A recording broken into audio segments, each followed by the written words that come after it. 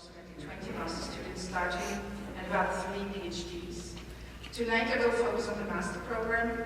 It is an internationally oriented English language program which is open to people from all disciplines, but has a qualitative selection process before that. Our student body actually spans the globe from Asia to North and South Americas, from Australia over Africa to Europe, and that's actually really fascinating to have so many people at the same time in one room with so many different experiences. They come from the natural sciences, engineering, business, the social sciences, and humanities.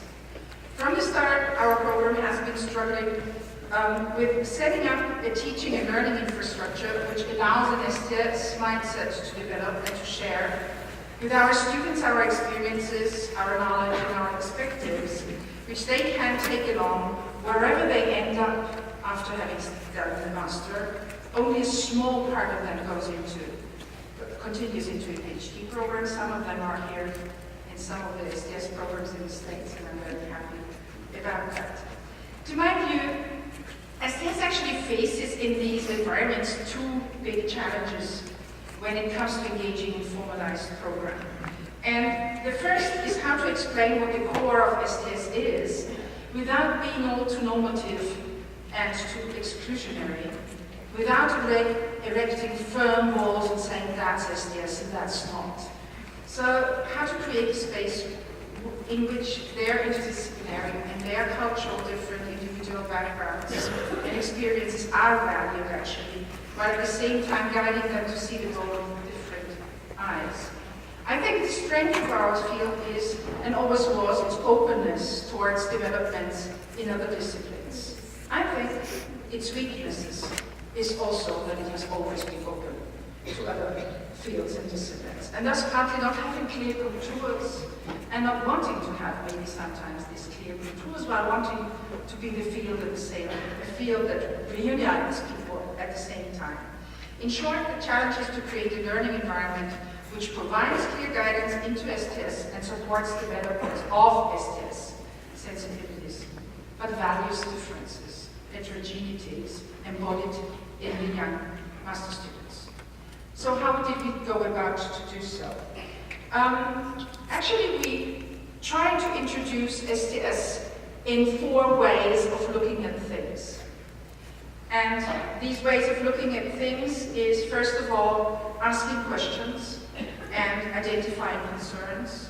Second, a way of developing and using different theoretical perspectives and unpack and understand and describe what is at stake. A way of STS being a method and STS using methods from different disciplines, showing how methods are always necessarily performative and not simple tools which help us to represent the world as it is. And finally, the yellow circle around is a way how we work and deal with knowledge from other places, how we collect and assess information, what are the practicalities and ethical challenges we are confronted with STS.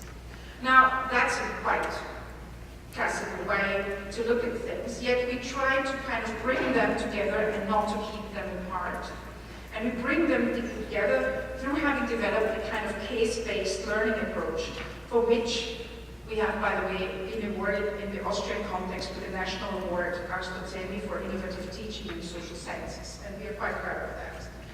Every year, the incoming students cohort is divided in 4 groups, as diverse as possible, with backgrounds they have, where they come from, what kind of gender, age groups, and things like that. So to build mixed groups, and we attribute them a case or an issue of concern, and that is their virtual laboratory on which they have to work throughout the 4 cases.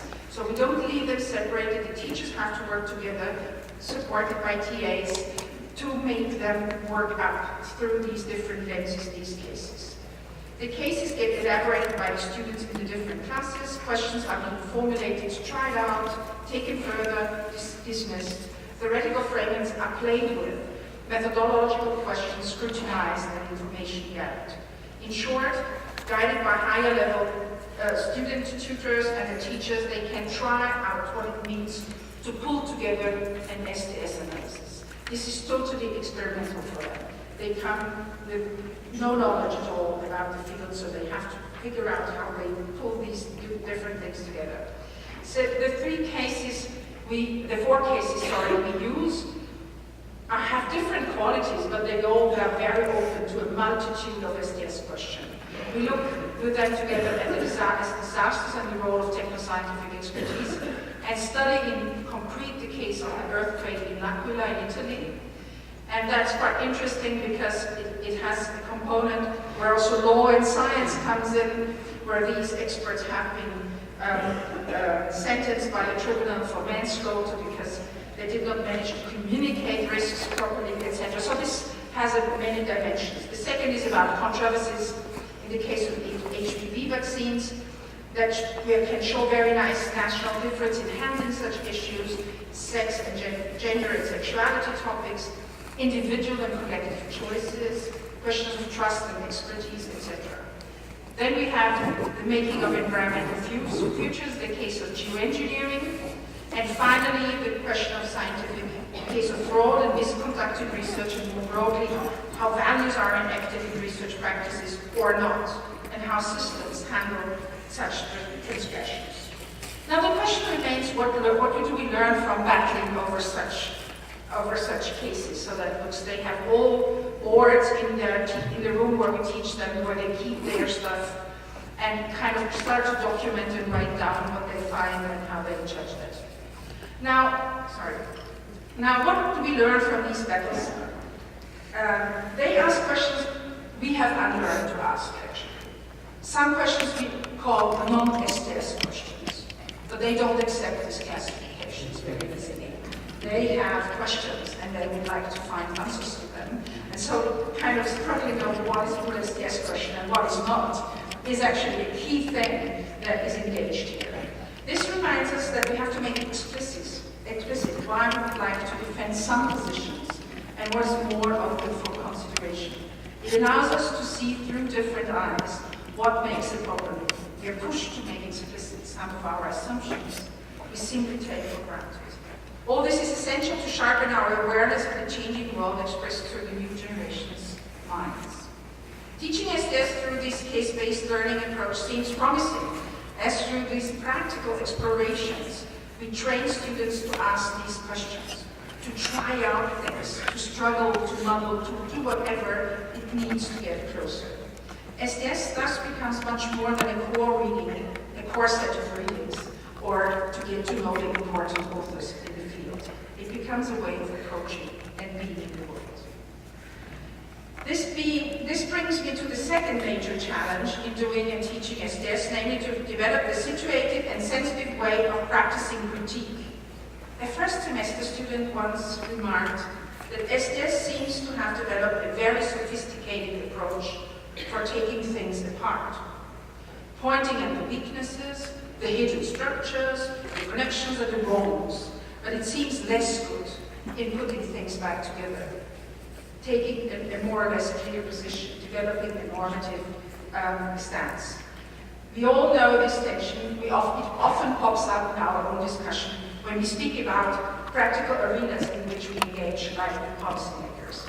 Our answer that practicing critique should never mean solely to look at issues from a safe distance using sophisticated epistemic tools to make scientifically sound claims.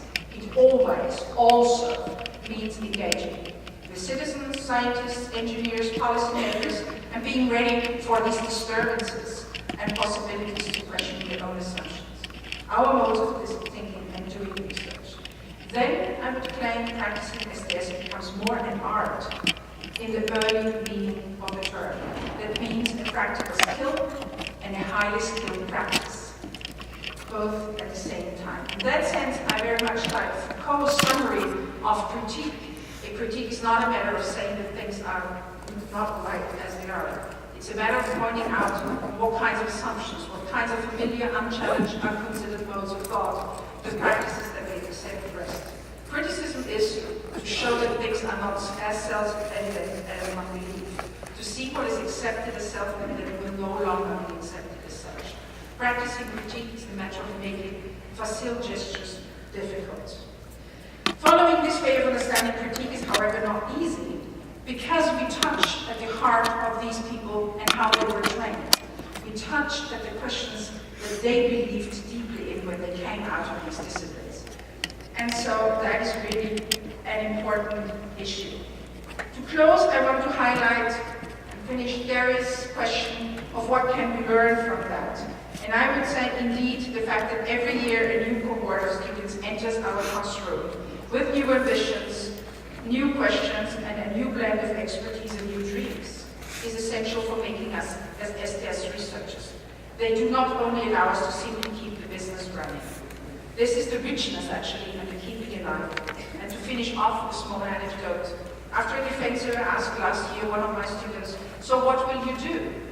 And he smiled and he said, "I will go into engineering." And he came out of business studies and had done STS, and I said, "Why into engineering?" And he said, "After this experience, I imagined I could make a difference, and it might matter to do things differently." Maybe that's why we should continue doing that work. Thank you.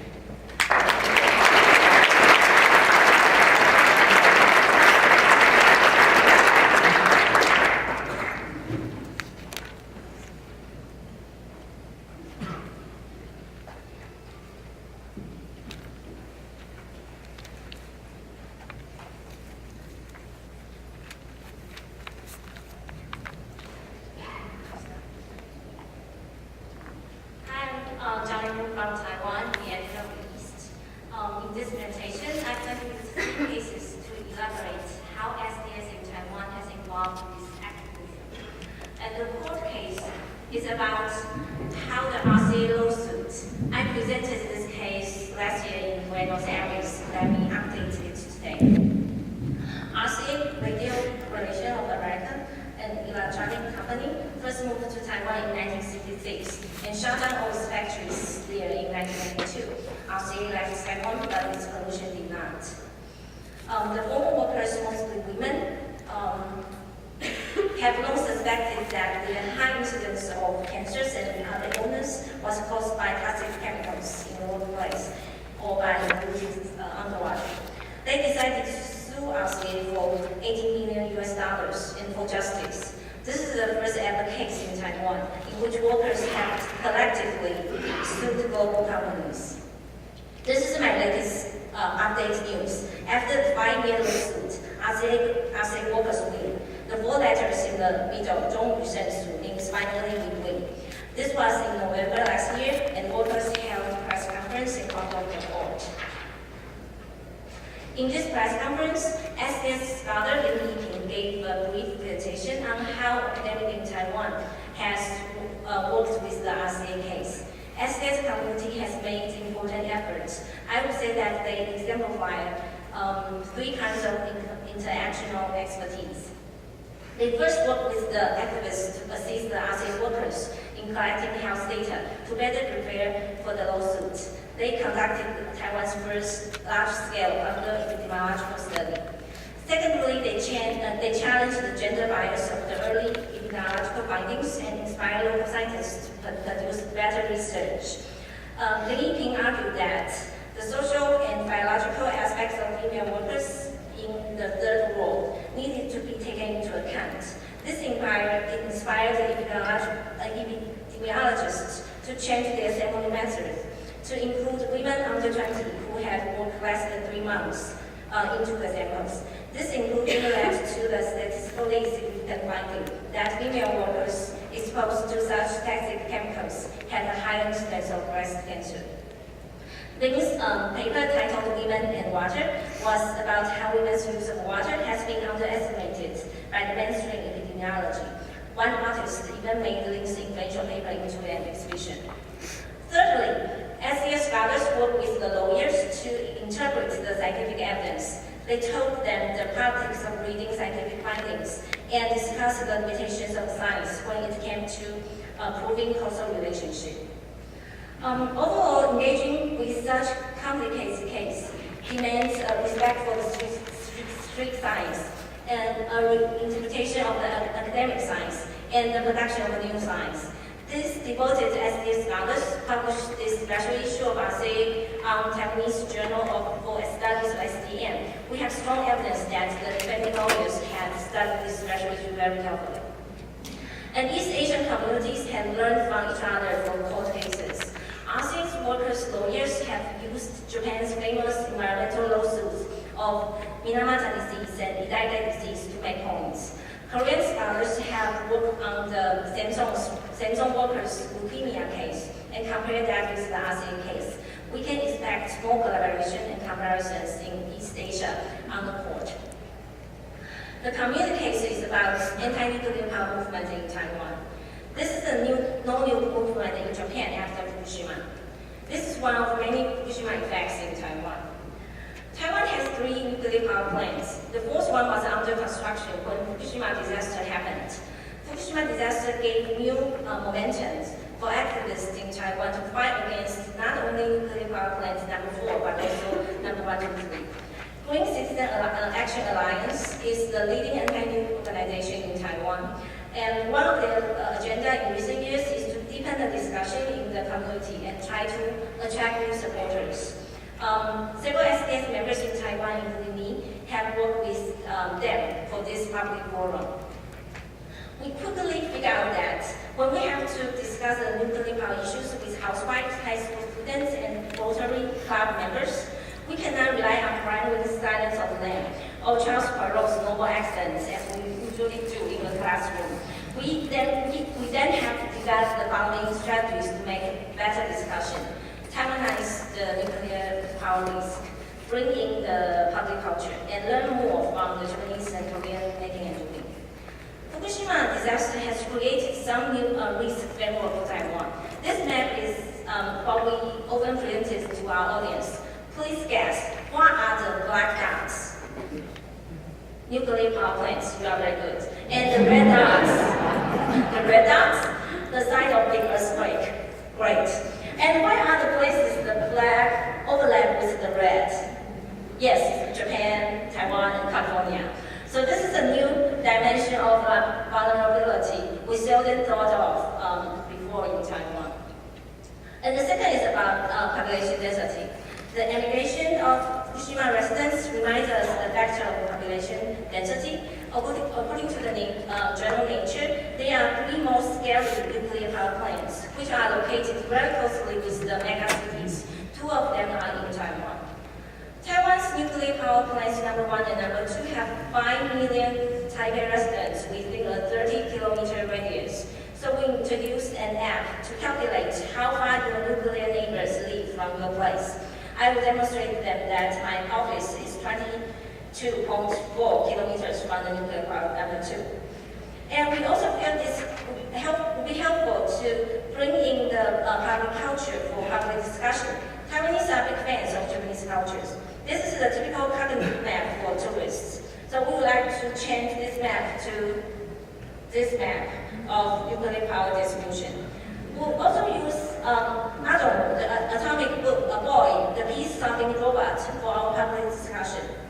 This animation has been shown in Taiwan, and actually one of my favorites. Only after the Fukushima disaster, fans like me started to know that it was sponsored by the nuclear power company since 1966 to make something nuclear more friendly or even heroic.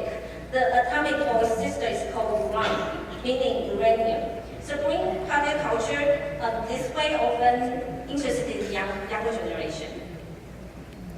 And the source of Taiwanize or Asianize the nuclear power control. This framework came from the East Asian SDS scholarly work, including Teach 311 by young East Asian SDS generation, our journalist, film and documentary like Soft Armenia's Nuclear Java. And NGO tends to learn from NGOs, and we academics would like to learn from other academics. Therefore, we benefit greatly from our Japanese and Korean making and doing. For example, Japanese mothers use radiation detector to collect possible contamination. This case has become a very important inspiration for activists in Taiwan to do citizen science. And Mother's movement to draw radiation map was introduced to Taiwan. This slide was made by Mrs. Shima Nozomi from Japan. She made a map of the organized mothers who had the radiation contamination of her daughter's elementary school, and I learned very much from her action and research. And South Korea has become a very important inspiration for green energy in Taiwan too. Seoul's city energy planning, one last nuclear power plant, has much involved with some South Korean SDS scholars, including the leading scholar Yoon Sang-jong, who was invited by the Green Alliance to introduce the model and gain a lot of media attention and some policy reform. So our need to better engage with local people pushes us to learn more from our East Asian SDS colleagues. Finally, the street case is about a Taiwanese innovation of deliberative democracy during the Sunflower Movement last year. The Sunflower Movement is a protest movement driven by students and civic groups. They occupied the Parliament chamber last March for 3 weeks to protest the passing of the post-trade service trade agreement between Taiwan and China by the ruling party, Kuomintang, at the legislature without clear review. And the movement gets a lot of support from the general public. This is the big demonstration 3 days before the end of occupation. From the beginning of the occupation, many people came to the roads along the parliament to show their support and concern. They often stayed there for long hours. So some NGOs and academics started to offer open-air talks to the supporters. We felt that it is only one-way discussion. So a group of SDS people and NGO members started the D Street activity. D means democracy and liberation.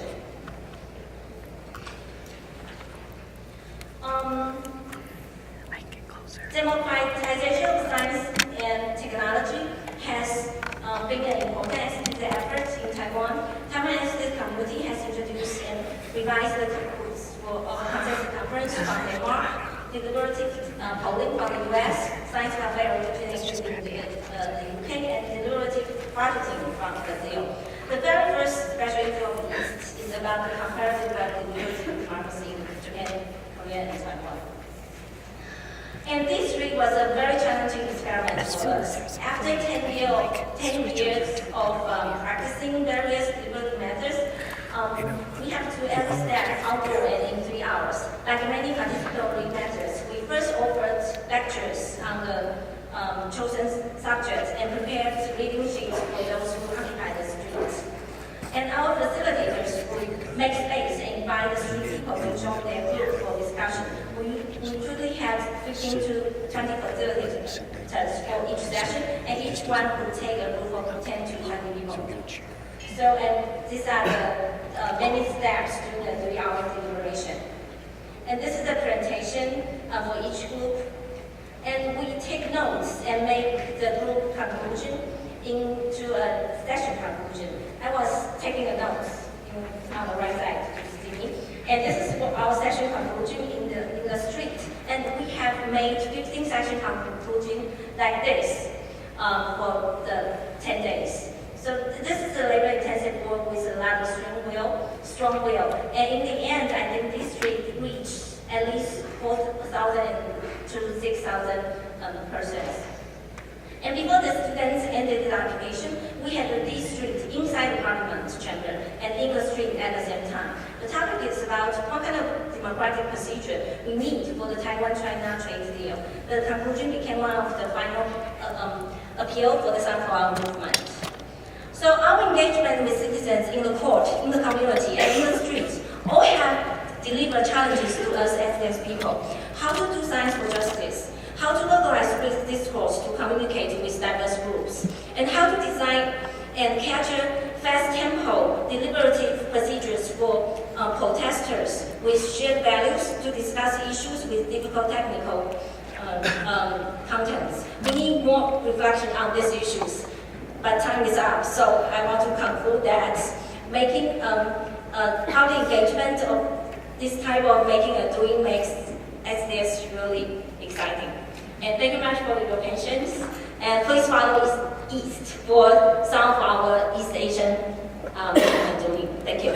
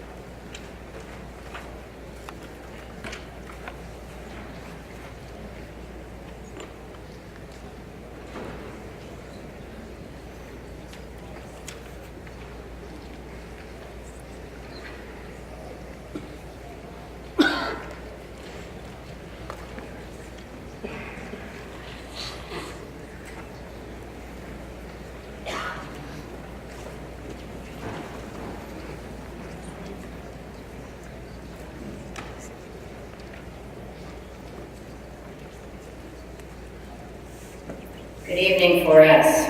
It is good to be with you, even if at a distance.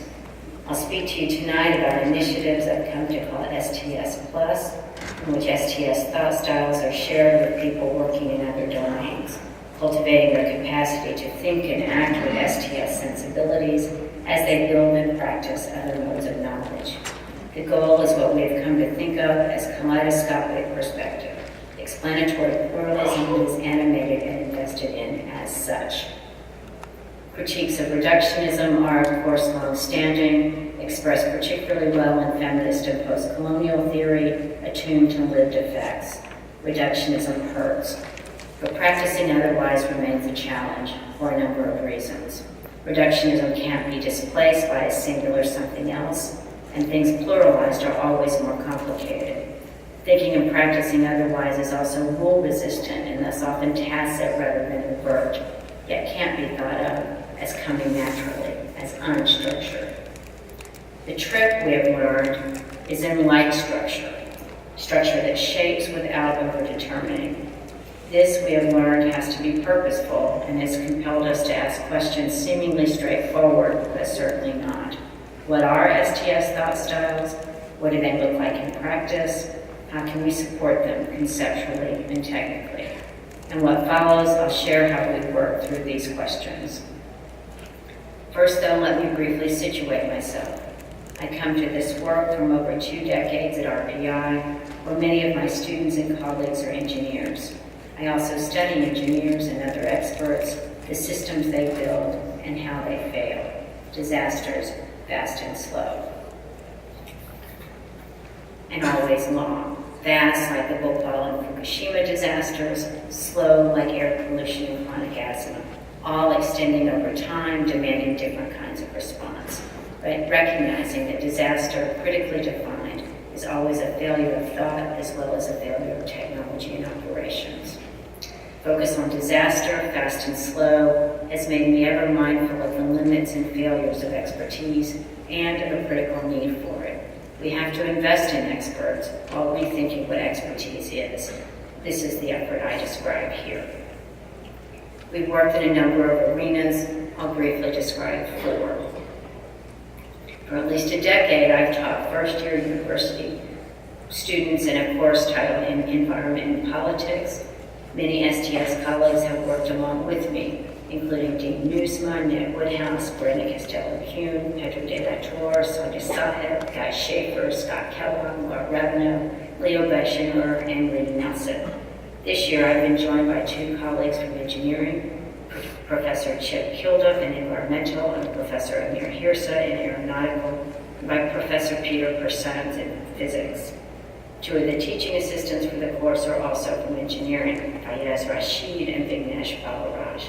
We're now trying to lace engineering perspectives into the array of light structures supporting STS modes of thought. It really is taking a village.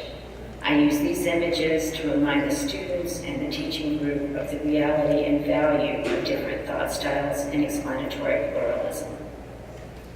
And we've used different types of scaffolding. I structure to help our students read, listen, and observe with STS sensibilities. They learn to map stakeholders, for example, and the power plays they operate within. They also do role plays, learning to argue in a way illustrative of diverse stakeholder positions and ideological frameworks. playing roles in debates over energy alternatives, for example, or in interactive games involving arrays of stakeholders. Leo Bashimer developed this one just this week, drawing his students into complex negotiations over energy and water on Navajo land in the American West. Another arena for the development of STS Plus has been through a program that I've called EcoEd, in which university students in different fields develop and deliver curriculum to younger students, first grade through high school. Here, my RPI students themselves develop scaffolding and structure to cultivate STS thought styles in younger students, some as young as 7 years old. In so doing, my RPI students themselves come to embody EcoEd's literacy goals, laced with STS insight. Another arena for the development of STS Plus has been in work responsive to industrial and environmental disaster. Throughout my career, I've tried to lead my undergraduate students with an imagination for disaster, showing them documentary films and photos, taking them through the gritty, blow-by-blow, very human, power-charged ways disaster plays out. They are almost inevitably sobered and humbled. I want them to go away more careful and considerate engineers, thinking through disaster in whatever field they're in. In recent years, I've had the opportunity to share this teaching in a number of new venues, including Japan, at the invitation of physician and historian of medicine Rethi Chen, then director of the Division of Human Health at the International Atomic Energy Agency. Chen, partnering with STS scholar Greg Clancy, has played a lead role in an initiative to bring STS into the curriculum of Fukushima Medical University in the wake of the Fukushima nuclear disaster. I'm in Nagasaki now, working further in this vein. The goal, as I understand it, is to work together through different disaster cases, producing a kind of disaster literacy that improves capacity to read disaster. The great Brazilian educator Paulo Freire, author of Pedagogy of the Oppressed, used the verb read in this way, encouraging the development of capacity to read the historical conditions in which one lives, noting how structural conditions produce injury, often with social pattern, pointing to possibilities for redressive collective action. It is this kind of reading of disaster that we are after with STS+. We are working to build a disaster STS research network to continue and expand this work. Please join us. Which leads to yet another arena for working on STS+. I've been involved for many years in effort to develop cyber infrastructure to support ethnographic STS research. We call the core platform PEACE, the Platform for Experimental Collaborative Ethnography. The Disaster STS Network will soon run on PEACE, allowing us to build and experiment with an international research network informed by STS insight on the ways knowledge is produced, circulates, is legitimated, and has political charge.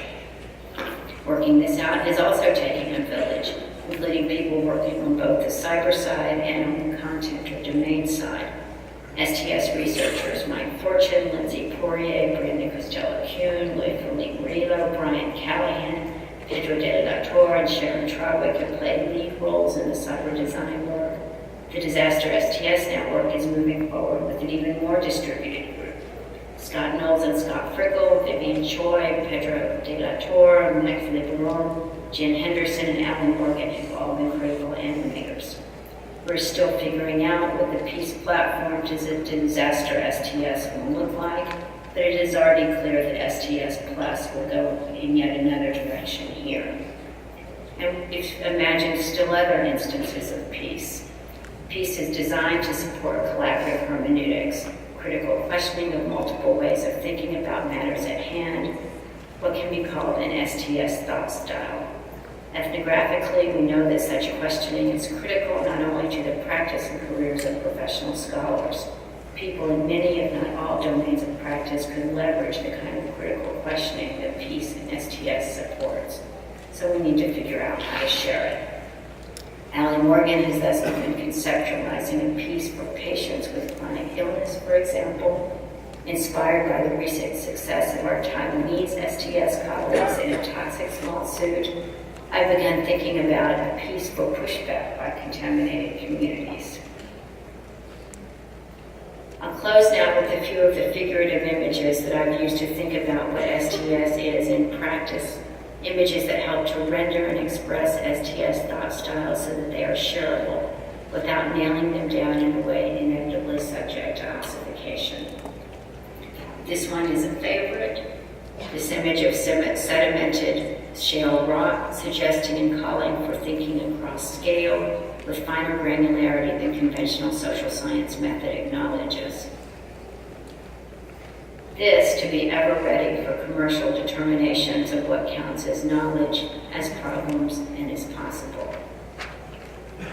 And this figure of the wise man who with just a turn of the head becomes a liar, pointing to the way expertise, by its very nature, can deceive.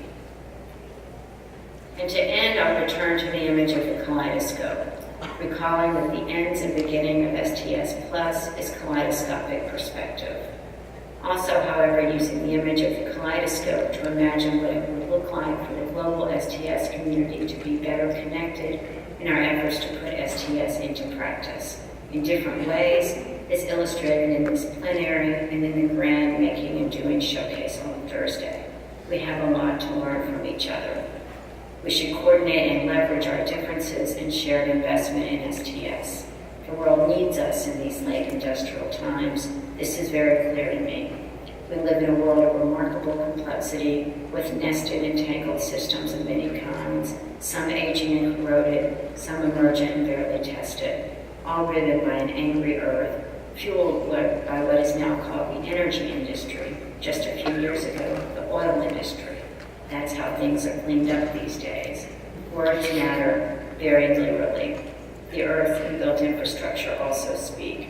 STS can help make sense of how it all goes together. So we need to be at the table, putting STS in practice in many ways, enlivening our collectivity. I thank Gary Downey for kickstarting the work, drawing us together across national lines, turning different takes on STS into a community resource. I look forward to the work ahead. Thank you, have a good evening, and a great conference.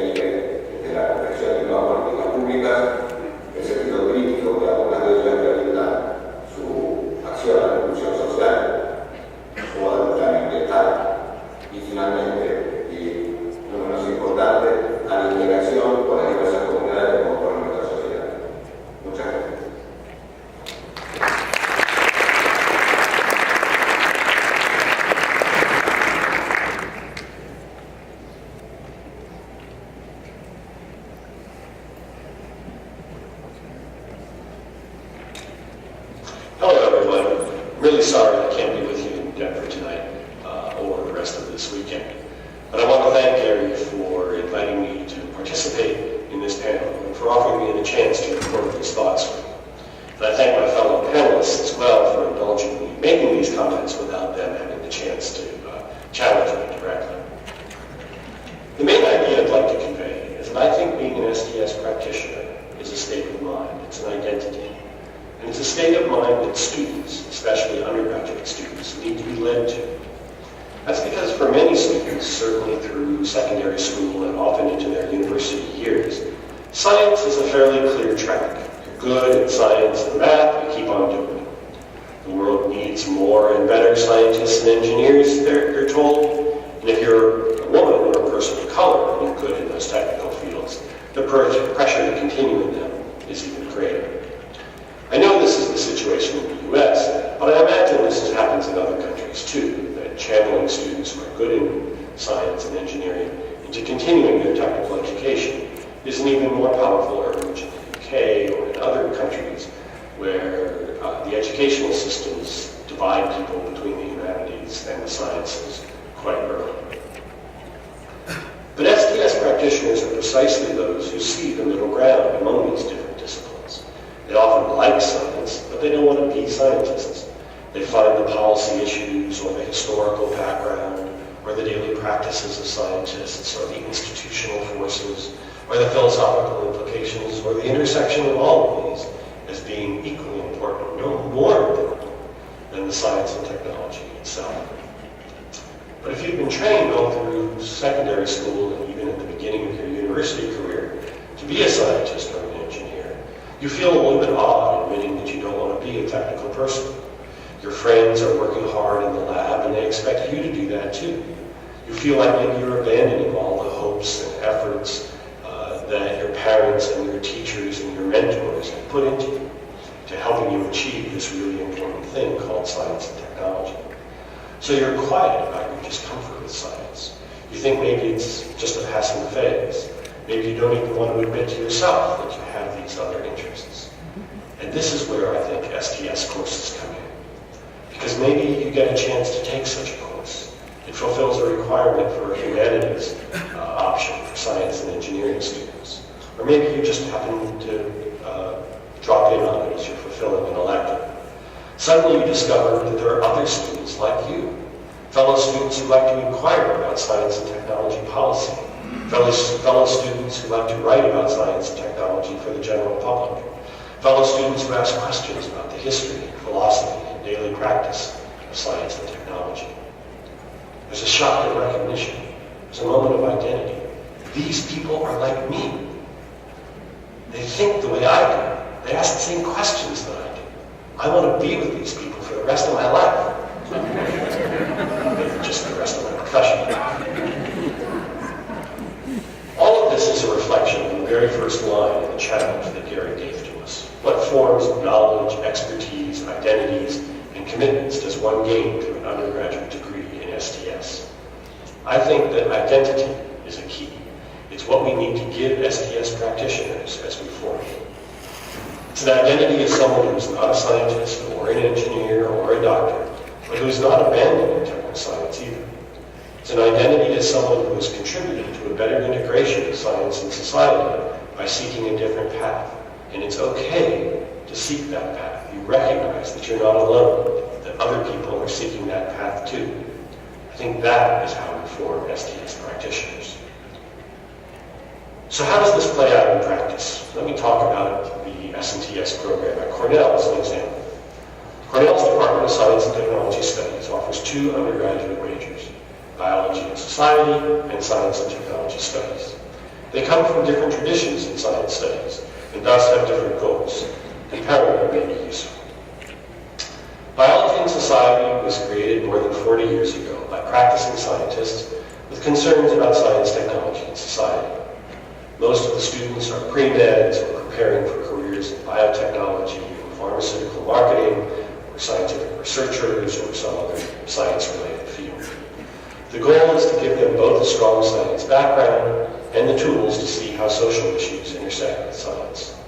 Although the core courses with titles like Life Sciences and Society, Ethical Issues in Medicine and Healthcare, and Environmental Ethics are taught by faculty from the Department of Science and Technology Studies, most of the courses are taught by people from other departments and other disciplines, and many students fulfill their breadth and depth requirements for natural science courses. Thus, although there's a clear pedagogical coherence across the major, the intellectual assumptions of many of the individual courses may vary. We hope that students understand the fundamental and social nature of science, but it doesn't surprise us if they still hold to traditional understandings of science and technology. They may not have fully identified as S&TS practitioners. The Science and Technology Studies major was created about 25 years ago at the time that the S&TS department at Cornell was created.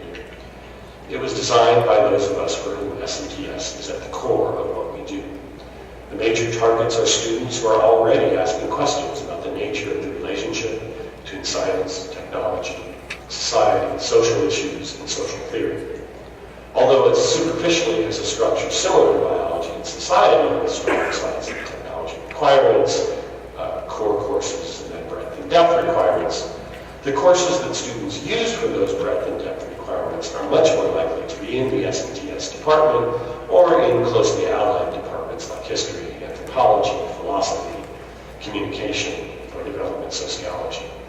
For this major, we expect students to emerge with a deep understanding of the interweaving of science, technology, class, gender, locale, communication, etc. We expect these students to approach all their interactions with an STS perspective. These are the students who we think will identify as STS practitioners. The biology and society major is roughly 20 times the size of the STS major. That's the reality of where the market is. Mostly smart science students who know that there's more to science than especially medicine and technical knowledge, but are fundamentally interested in careers that draw on their technical knowledge. So the challenge for us is to move those biology and societies majors more towards the S&TS majors, to give them stronger identities as STS practitioners. We want them to identify with STS at least as much as with their medical or engineering or research lab colleagues. We want them to see that really important STS concepts like theory-laden observation, or tacit knowledge, or the scientific revolution are tools that can help them practice their careers more successfully. As students take on this kind of STS identity, we also need to help them understand how to make the transition from their old identity. For example, my colleague Rebecca Slayton, who's teaching one of our gateway courses called What is Science, told me that she wants students to understand both the limitations of climate science because of things like theory-laden observation or the fragmentation of knowledge, and the reasons for nonetheless accepting the consensus of the scientific community that the Earth is warming and it's due to human activity. Helping students really think about how to really understand, how to think critically about the social basis of science and technology without turning them into apathetic relativists is a central challenge, Rebecca said, for her teaching and indeed for all of us. For many of us on the faculty, we really hope that undergraduate students will make the STS perspective the core of their identity. Certainly some of our students who have gone on to graduate programs in STS and allied fields have that identity. Some of you may even be in the audience tonight there at STS, at 4S, and I'm really glad to see that you're there. But so do some of the people who have taken up science communication or medical ethics or technology regulation. They've taken up an STS identity. Even if our students do end up going into traditional medical careers or commercial law or engineering management, we hope that some part of them remains identified as STS practitioners. So the question that I want to leave for the panel is, do we accept that the formation of STS practitioners through undergraduate education means that most of them will only be attuned to STS ideas as they remain in their scientific and technical occupations? Or do we strive to convert more of them into practitioners with a full STS identity, those whose actions in the world are governed by STS concepts? Again, I thank you for your time, and my apologies that I'm not able to join you for the rest of the conversation. I hope hope you have a good rest of the evening and rest of the meeting. Goodbye.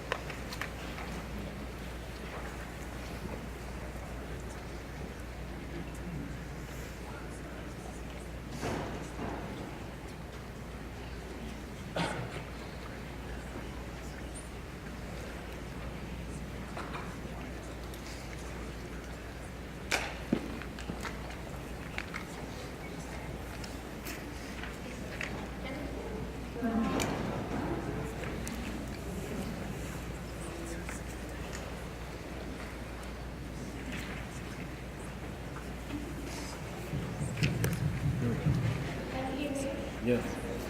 Okay, for people who became sleepy during watching videos, I hope that my presentation keeps you alive.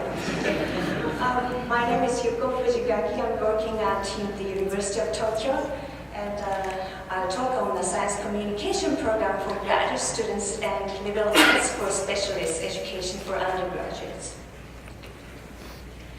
As Ulrike Felt pointed out, one of the biggest challenges in doing and teaching STS is to develop a situated and sensitive way of practicing critiques.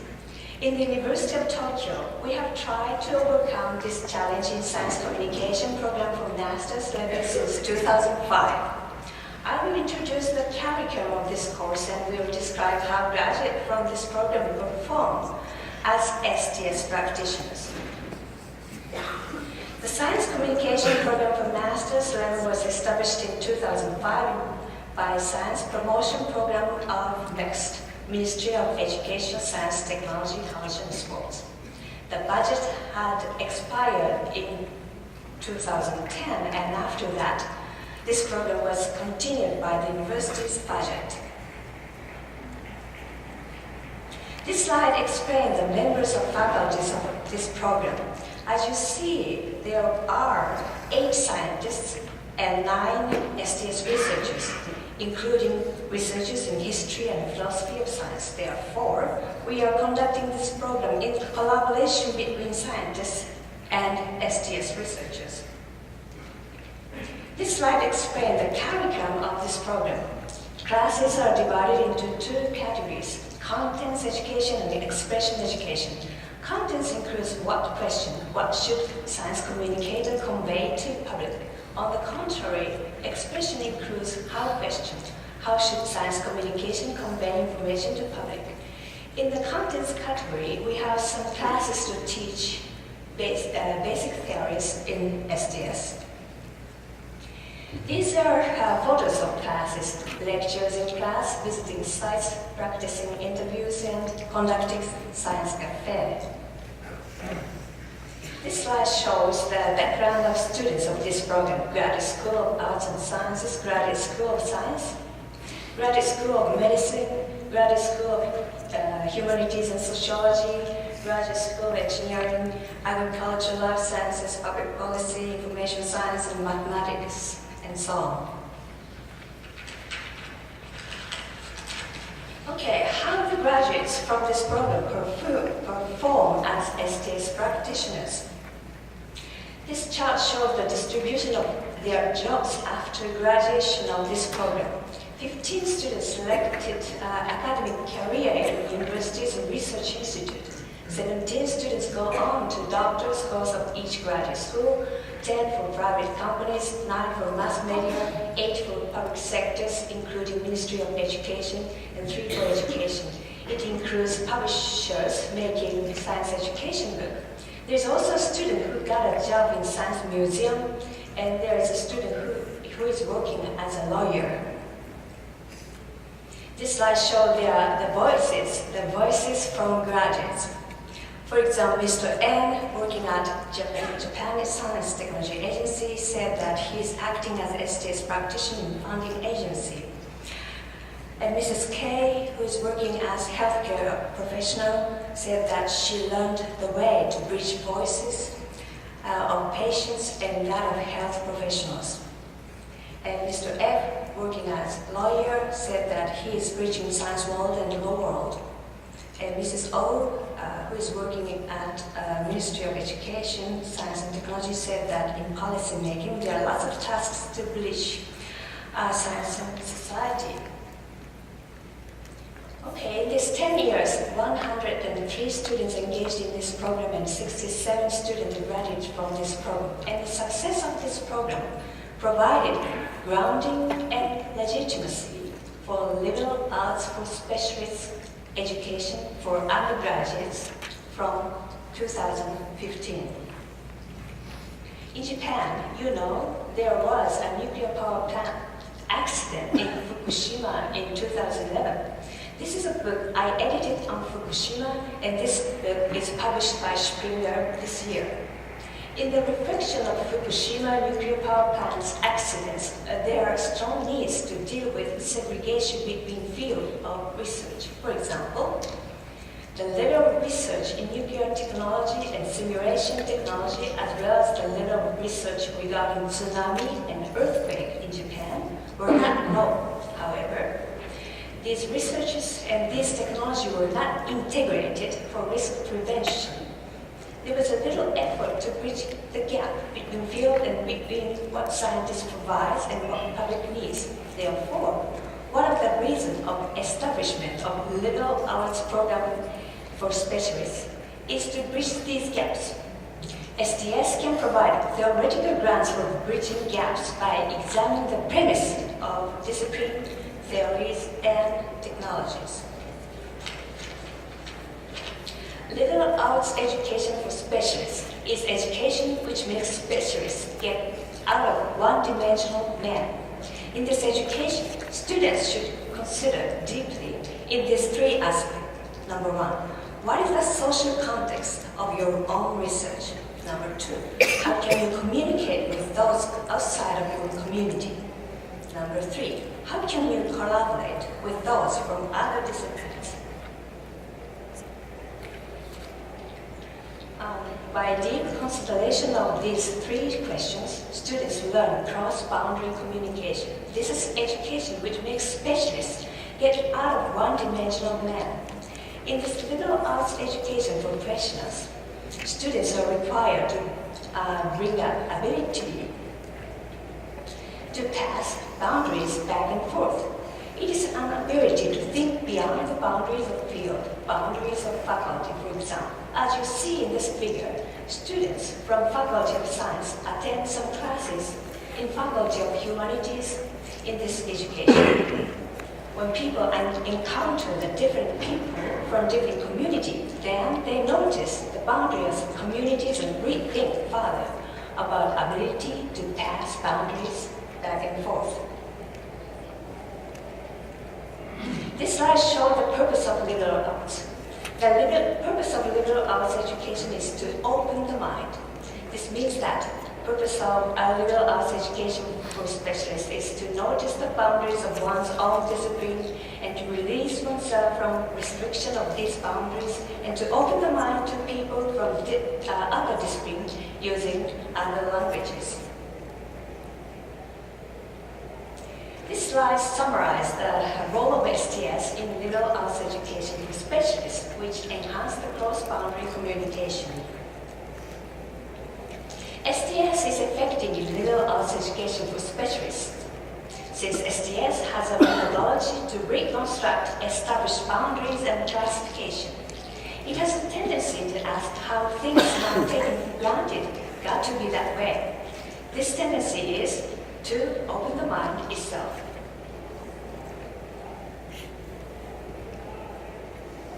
Therefore, for opening the mind, STS also can provide theoretical grounds since STS has a sort of theories to ask premises. Asking premise in STS theories open the way to relativize framework of plural sites. For example, in several readings concerning Fukushima, value-related had different meanings among different communities. In Pagosh conference held in Nagasaki last week, uncertainty had different meanings among different communities. To analyze these differences, asking premise in STS theories is very effective. So, relativizing framework in STS theories open the way to breach the plural sites, think beyond the boundaries of fields, boundaries of faculty, back and forth. Therefore, STS can provide theoretical grounds for bridging gaps by examining the premise of discipline, theories, and technologies. Thank you.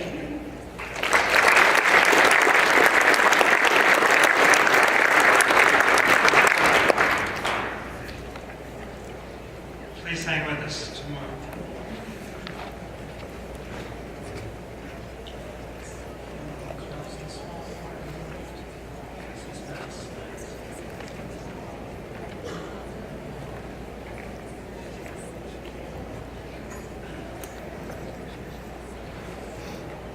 I'm Noortje Mares from the Center for Interdisciplinary Methodologies at the University of Warwick. And I too want to start by thanking Gary for the invitation to speak about issues that we face. Great brief. And the particular, raise it up a bit.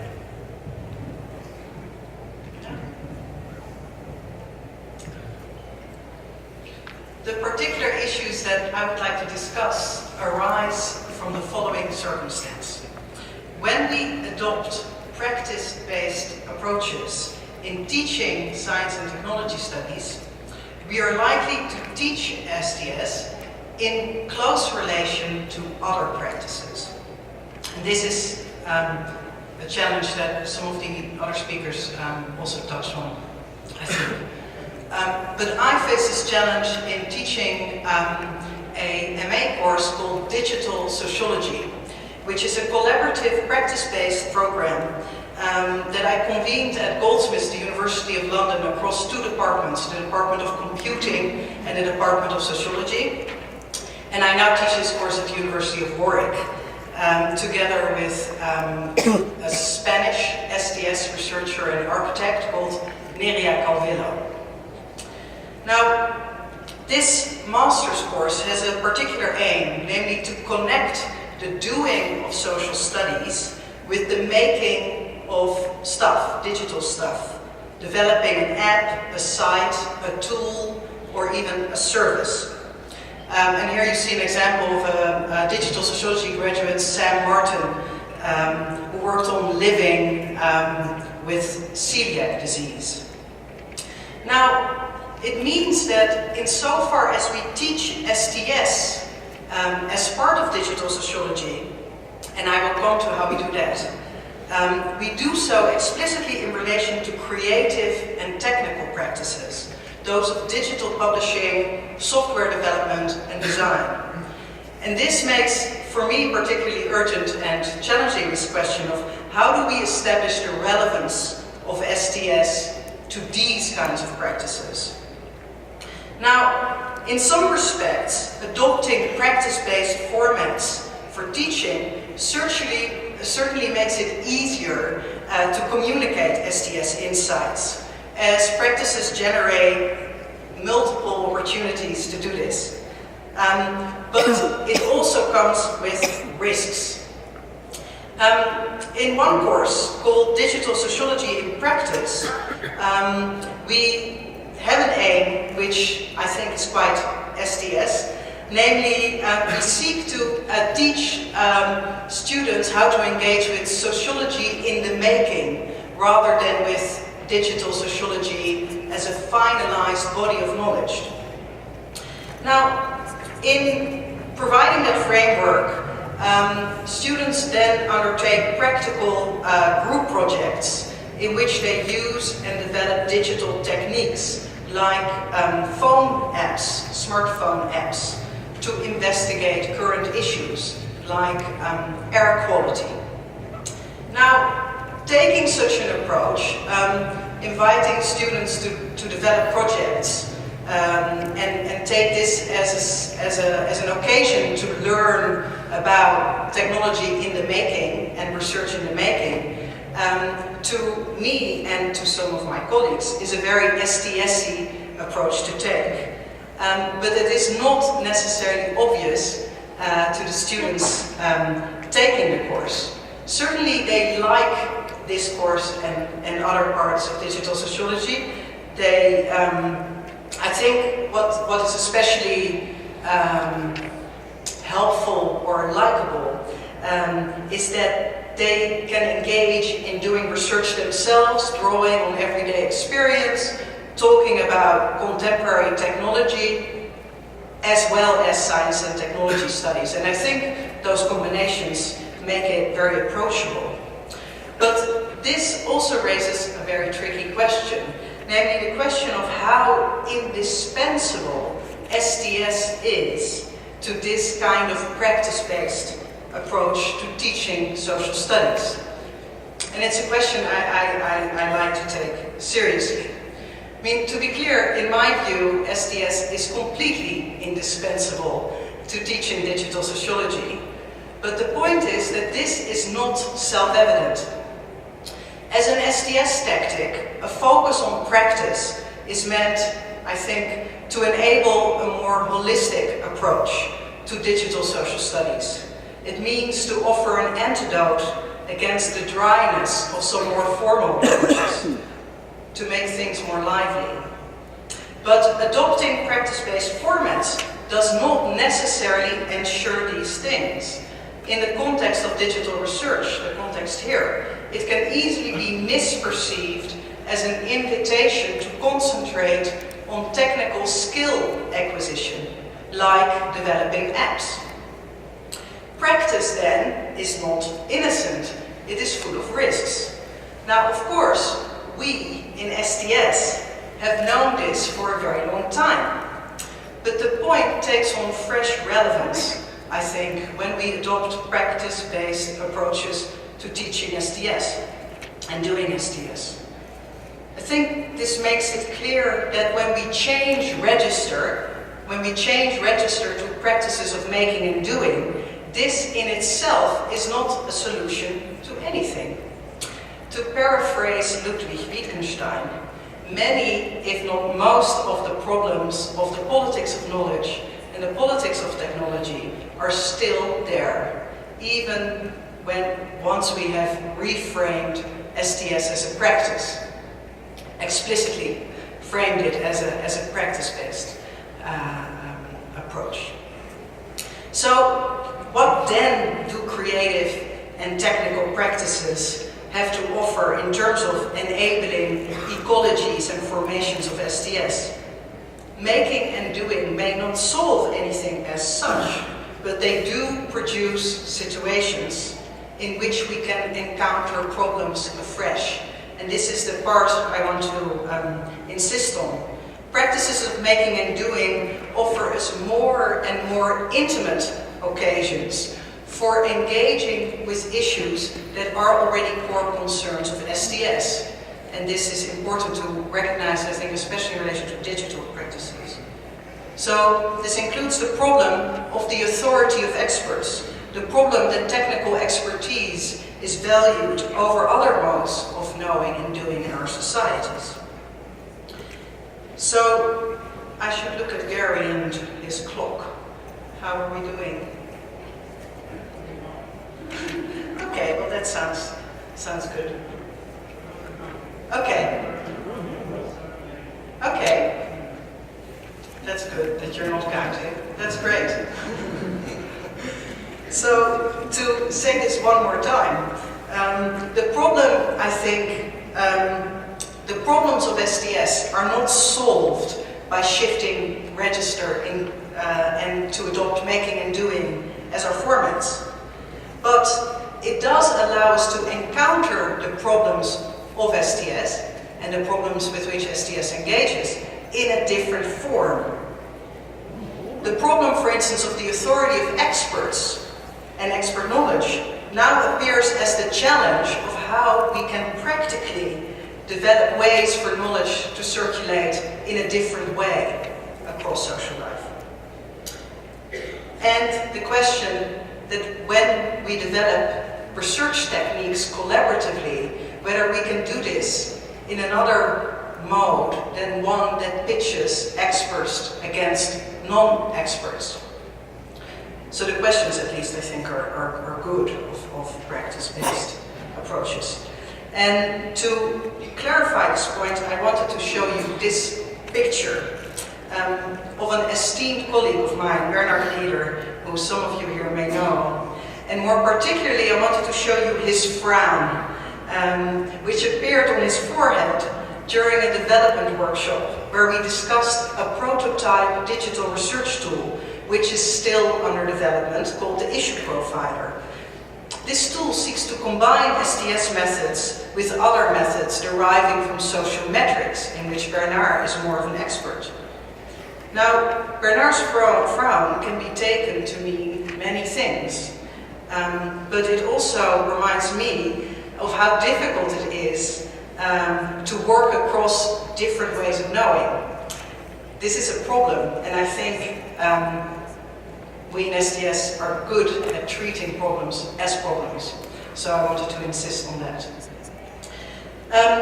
But the final point about ecologies of doing STS. I am told quite often that institutions do matter. And of course institutions matter. Who would doubt this?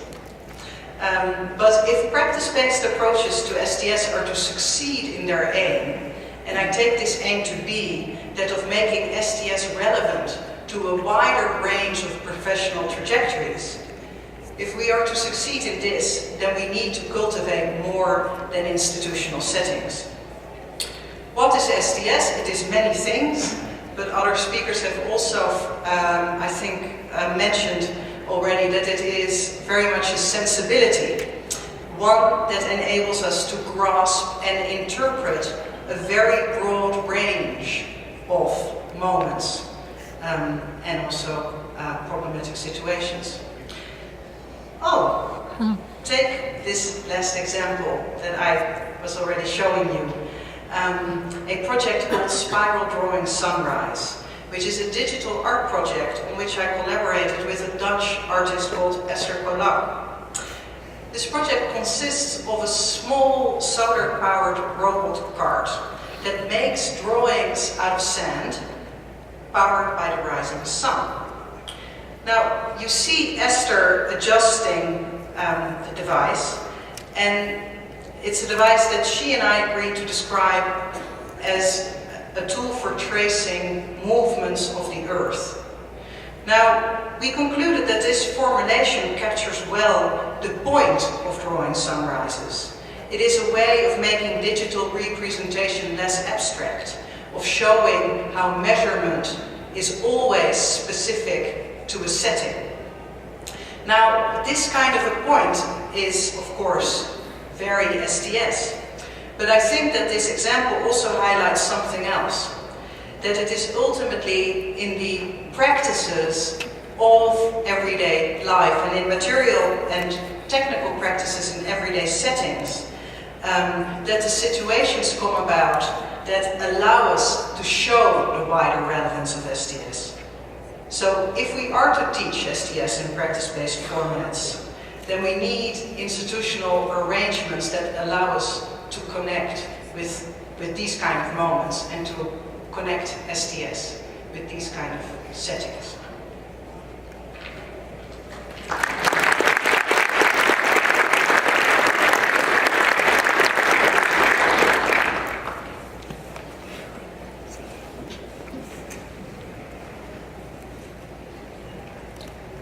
No PowerPoint.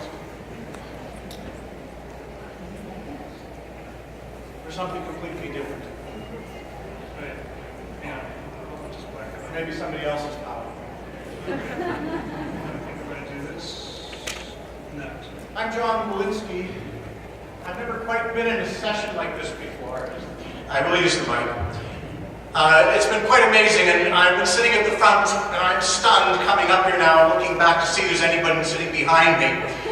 You've been very patient.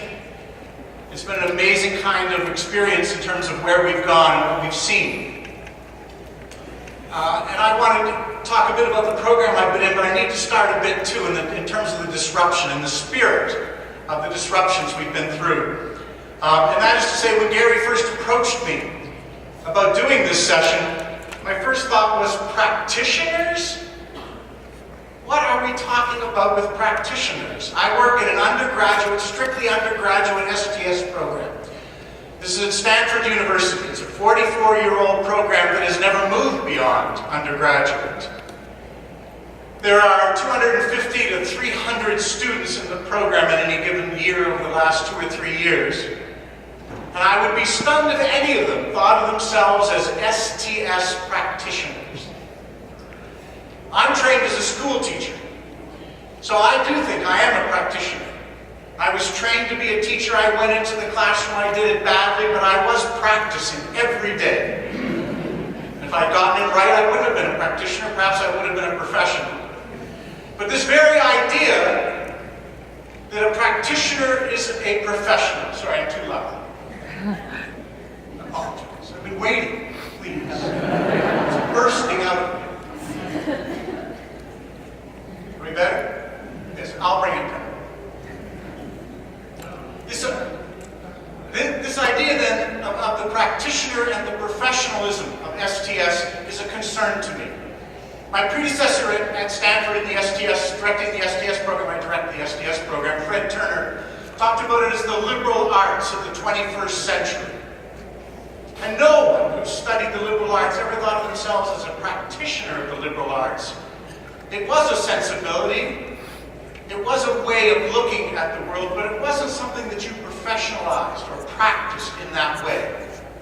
After I raised my original objections to Gary's points, and he wrote back very politely that he would file it away and keep it in mind, and then went ahead in the spirit he did. I too became somewhat convinced. There's something about being assigned a task. Your first response is resistance, your second is compliance. And so I did comply to a certain degree, although I'm still wondering about the practitioners Foucault and Wittgenstein, and how they might have responded to that notion of themselves as practitioners. But we do practice, we do make, and we do in the STS program. I want to give you 3 examples before you cash in your drink ticket. Many of you are fingering even as I look out at the audience anxiously. I'll take the numbers off. 3 examples of what we do practice in the STS program, what we do make, and what we do. Kyoko Sato is the associate director of my program. She's presenting in another day or so. We don't overlap, so there's no danger to the program in case something happens in Denver. Kyoko is teaching this year a course that has a community engagement component. She's teaching on the politics of food, food security, food concerns around the drought in California, and generally the whole sensibility around the ethics of food. And she has her students working in San Jose at Sacred Heart, a program that is providing food support to the Latino community. And these students are dealing with Latour in the daytime. This is almost like Marx, it occurs to me now. And at night they go work in the home gardens of the Latino community. Or was it fishing with Marx? I forget. Did you do theory in the morning? Or I think it was the other way around. And the point for her is a very critical one, that in the sense that they do not bring their knowledge from their class to the gardens of San Jose, but that they open themselves to the knowledge that is being circulated in those gardens. That they open themselves to the food politics that people are living, and not talking about in the same language, but in fact are talking. In fact, she talks about the non-verbal food politics going on in these communities, around the security of the gardens, around the contrast between what the gardens are growing and what the corner stores are offering. And so this idea that these students are somehow practicing STS STS, I'm willing to accept to a certain degree, but that they are opening themselves to this broader experience, that they are seeing the exchange of knowledge between the university and the community and the gardens is to me the more promising aspect. A second example. This is from Cheryl Holzmeyer, who taught a course on environmental justice. Her project for the class was to change Wikipedia, was to introduce more of environmental justice into Wikipedia. She had her students edit and add articles and edit entries in Wikipedia. Three examples. In California, there was already a major entry on climate change affecting California, not surprisingly. And the student had to work his way into that entry to find a place where he could take a stand. And he was able to do that on the consequences of climate change in California on a kind of updated basis. We're in year 4 or 5 of the drought. And he was able to do that in a way that blended into the other commentaries that had been contributed, and in a way in which he had to defend in the talk section of the Wikipedia pages. And we know the seriousness of this, of having to enter into these conversations, of having to create a space for STS in these public sites of knowledge, because one student had his entire entry deleted by an editor. And this kind of hard-nosed reality in terms of the play of knowledge was a terrific experience. The third example from this one is in South Korea. The entry on South Korea had no mention of environment or anything close to environmental justice. And the student had to introduce a whole new section on this. And the idea of undergraduate students being able to change the face of public knowledge on a topic like Korea, or to supplement the knowledge that's being created around California, to me, is an example of making and doing. Whether it's a professional practice or not, we'll leave it aside. Let me give you a third example. And I want you to know this is my final set of examples, just in terms of your speed, my speed, and your time. This is a journal that we publish called Intersect. We have an undergraduate journal of Science and Technology, Science and Technology and Society. And this journal has been the bane of the program in one way. It's a peer-reviewed journal. But I've been working with it for 4 years. And in the 4 years, we've never once had an STS major edit the journal. We have 10 editors this year participating in the journal. And those 10 editors, actually, I have to be fair, one said she was seriously considering STS. And I said, if you edit the STS journal, you're highly qualified. But the other 9 had no doubts about it. But the idea that STS can be part of the undergraduate experience outside of the major, that STS could provide a way, the journal at least, could provide a way for those interested in this field, not ready to practice it, not ready to declare it as a major, but wanting to see their majors, whether they be mechanical engineering, medicine, biology, the humanities, English, one of them is part of it. And I want to share with you some of the articles that we receive. The journal is open to the world, receives articles from outside of Stanford, but largely from Stanford students. The students are engaged in peer review. It's very amusing to sit with them when they do their editorial meetings. Some of you have had these experiences with thumbs up and thumbs down, concessions that are made, offers to rewrite passages, questions about whether it's form or substance, whether an author has violated one of the ethical principles by submitting their article to a law review at the same time they submit it to their journal. It's academia in miniature. The articles, gramophones in Egypt, the influence on music in Egypt with the introduction of the gramophone. It's one of the articles recently published. The role of online slavery, the sense of workforce, conscription in an online environment. And a third article I want to introduce is from 4 years ago. This is on Iran's election and the use of Twitter in the Iranian election. And I mention that article because it has 14 citations at this point in Google Scholar. And these students are thrilled by the notion that they are being cited, and that their articles are part of this Google Scholar community. They're very interested in the idea that STS can be a field of research, and not necessarily most of them a source of professional, as it were, growth or development. The students I work with are as interested in working at MTV and McKinsey as they are in going into graduate school. The students I work with are interested in nonprofits. And what I think they see at STS is a way of thinking about their own distinguishing, as it were, thinking about their own contribution. What is it that I'm going to bring to these organizations and industries? What is it that I have to offer? And I think that STS is a way of thinking about the world rather than a particular professional practice. Thank you very much.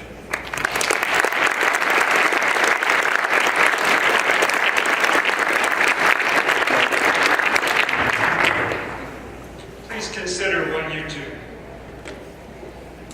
The full range of your scholarship. What sorts of resistances, ruptures, controversies, and sometimes successes do your scholarly initiatives produce? What are the return flows of statements, techniques, and even devices that your activities generate?